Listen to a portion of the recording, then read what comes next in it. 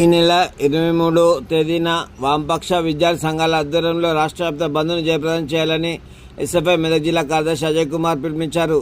AISF జిల్లా కార్యదర్శి దినకర్ తెలంగాణ రాష్ట్ర విద్యార్థులు ఎదుర్కొన్న సమస్యలను పరిష్కరించాలని డిమాండ్ చేస్తూ student federation of India SFI ఆధ్వర్యంలో జూలై 23న రాష్ట్ర వ్యాప్త విద్యా సంస్థల బంద్కు పిలుపునిచ్చారు.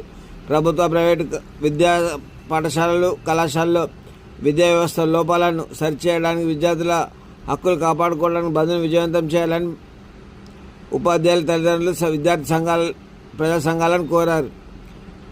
విద్యాశాఖ మంత్రి నియమించాలన్న ఏడాదిన్నర కాలమైన విద్యకు మంత్రి లేకపోవడం చాలా సమస్యలు పెండింగ్లో ఉన్నాయన్నారు. ప్రైవేట్ విద్యా సంస్థల ఫీజుల నియంత్రణ, ప్రైవేట్ కార్పొరేట్ విద్యా సంస్థల ఫీజులు నియంత్రించే చట్టాన్ని అమలు చేయాలన్నారు.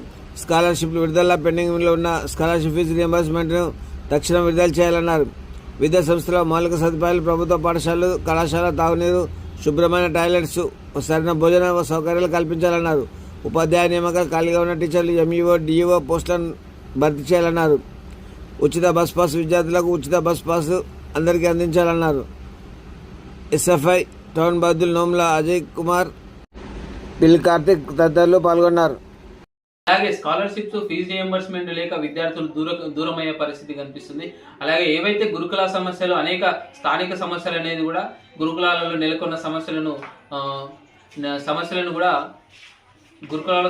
కూడా పరిష్కరించాలని చెప్పేసి, అలాగే ఈ రాష్ట్రంలో ఉన్నటువంటి ఏదైతే ఈ మెస్ అండ్ కాస్మెటిక్ ఛార్జీలను కూడా తక్షణమే ఇంక్రీజ్ చేస్తూ విద్యార్థులకు కూడా అందించాలని చెప్పేసి, అలాగే నూతన జాతీయ విధానాన్ని కూడా రద్దు చేస్తూ ఏదైతే ఈ స్కాలర్షిప్ ఫీజు రియంబర్స్మెంట్ను కూడా ఖచ్చితంగా విడుదల చేయాలని చెప్పేసి రాష్ట్ర